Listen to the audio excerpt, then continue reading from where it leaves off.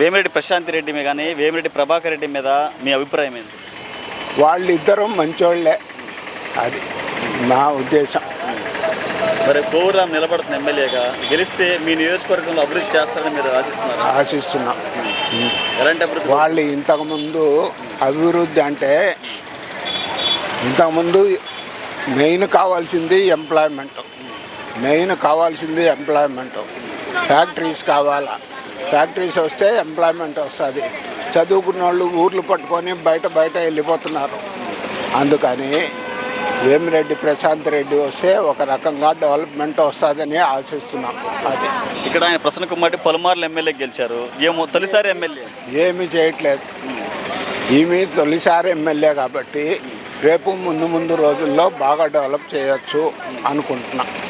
సరే, అయితే కోవూరులో వేమిరెడ్డి ప్రశాంత్ రెడ్డి తెలుసు. అది